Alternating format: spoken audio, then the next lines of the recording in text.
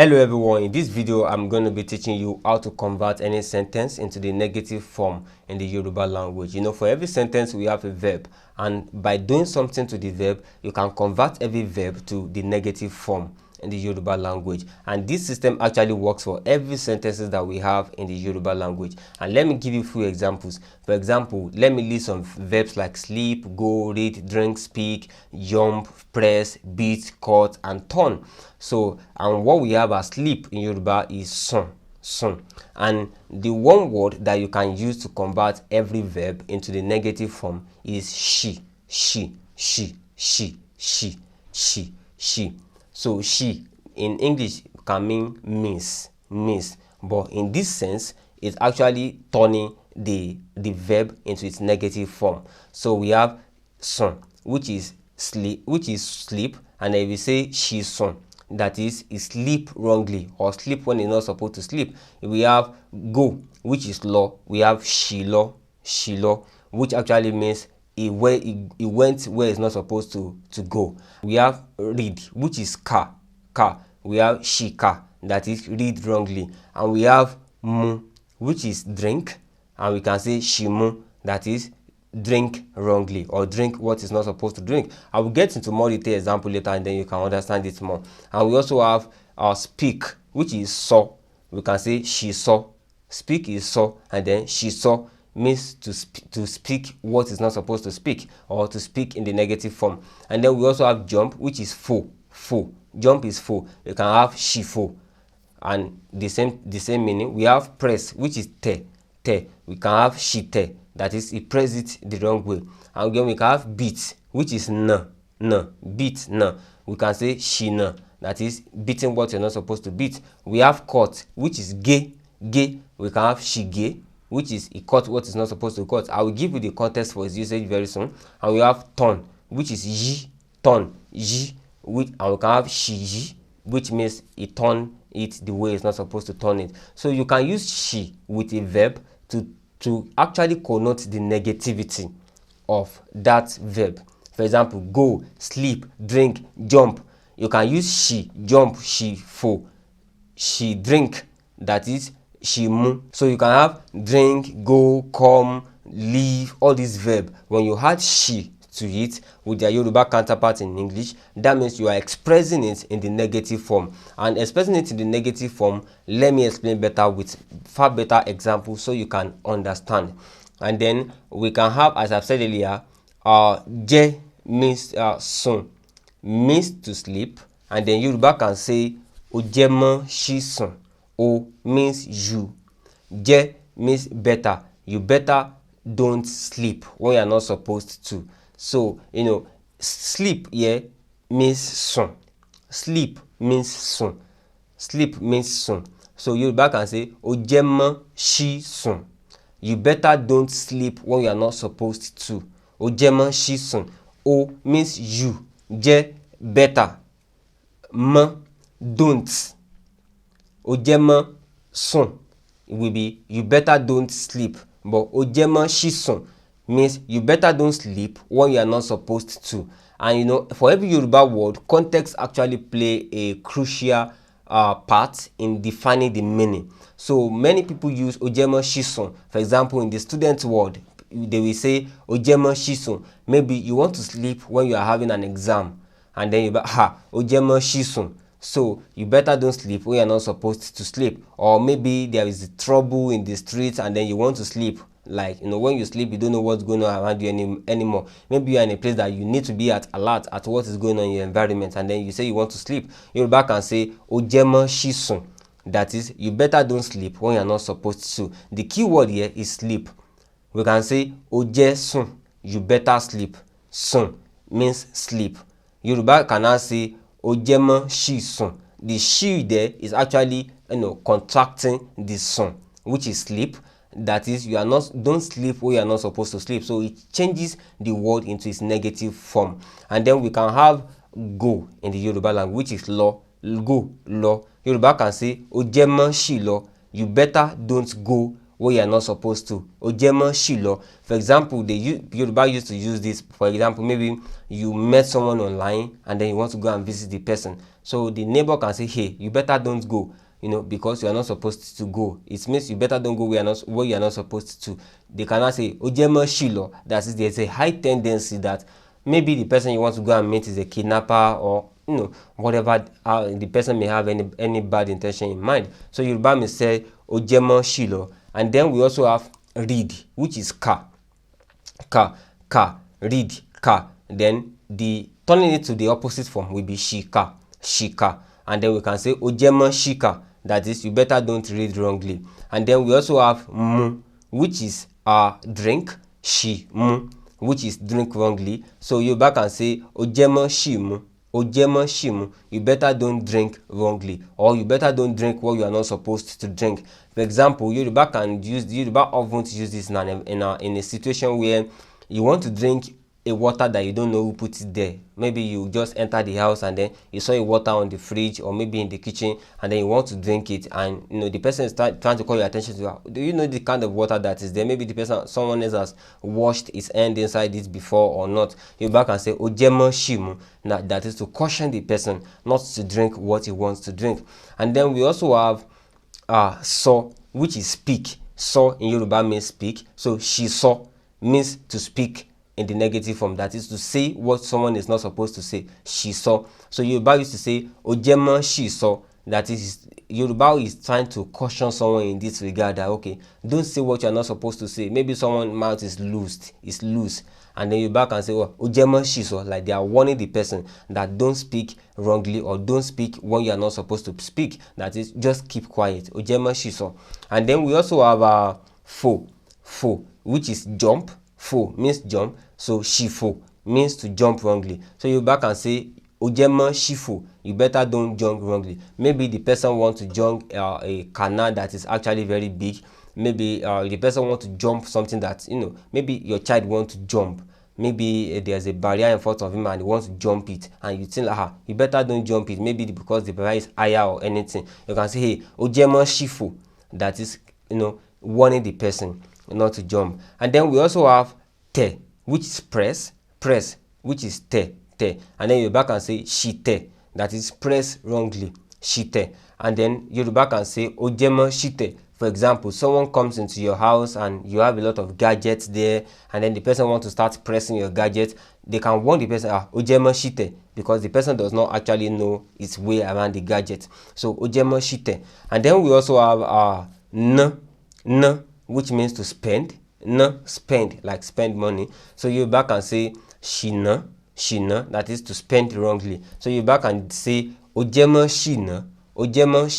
Maybe you back use in the context that maybe someone actually wants to spend money, and then what the person wants to buy is not good. You back and say ojemo shina, or maybe ojemo shira. Ra means to buy.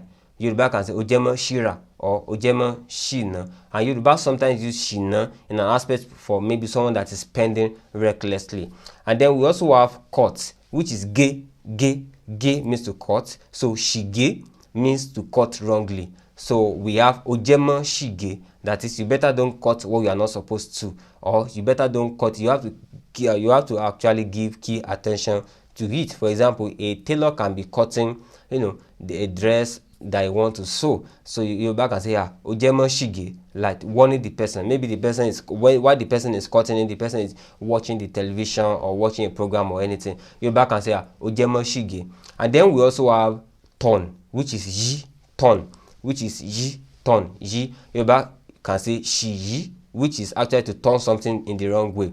That is, you better don't turn what you are not supposed to. So you back and say ojemo shiyi. You better don't turn what you are not supposed to. Ojemo shiyi. Maybe the person may be turning whatever it is. Maybe the person is actually on a machine, and then the person is turning maybe whatever equipment. You back and say ojemo shiyi.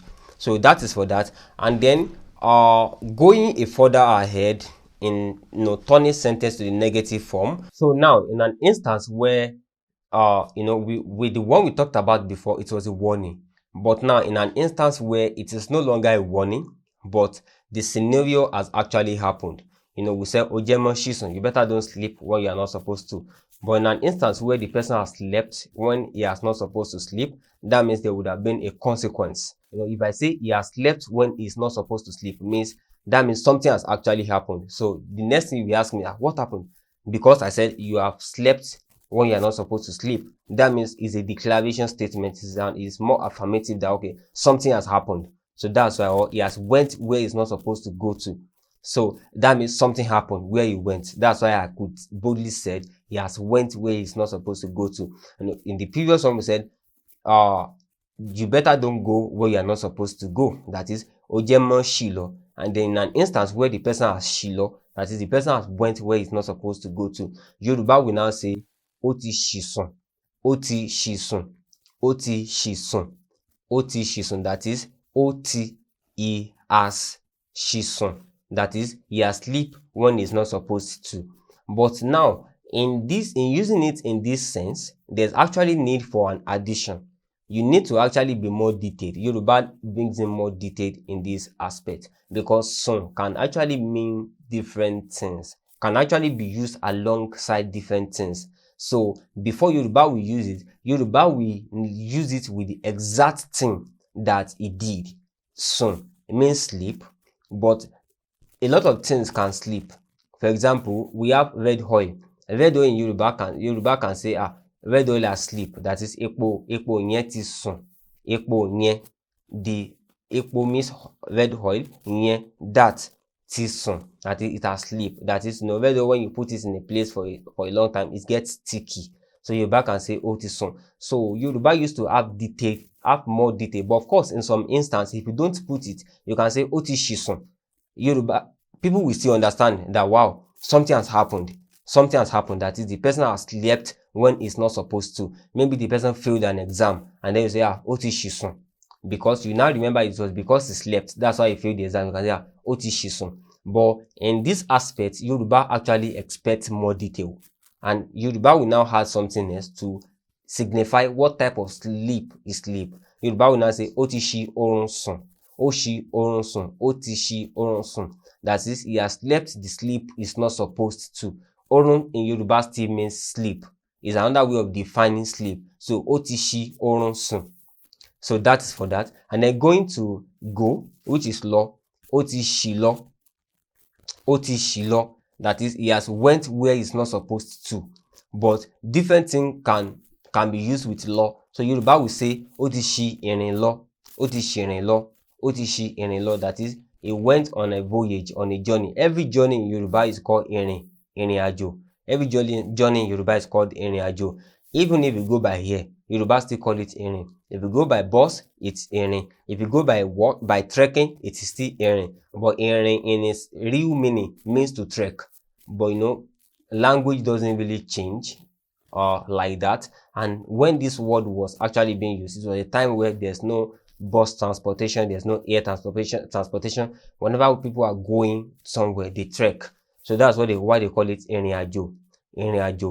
That is, you trek there to your destination. So Yoruba still uses it even if you go by air. Otishi irin law. That is, he has went where he's not supposed to go. So wherever you go, and then Yoruba say otishi law. That is, somebody has went where he's not supposed to go to, or otishi irin law.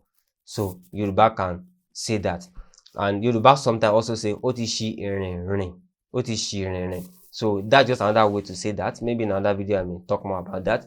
And also in an aspect of ka, read, ka, there are different things you can read. Ka in Yoruba means to read and can also means can't.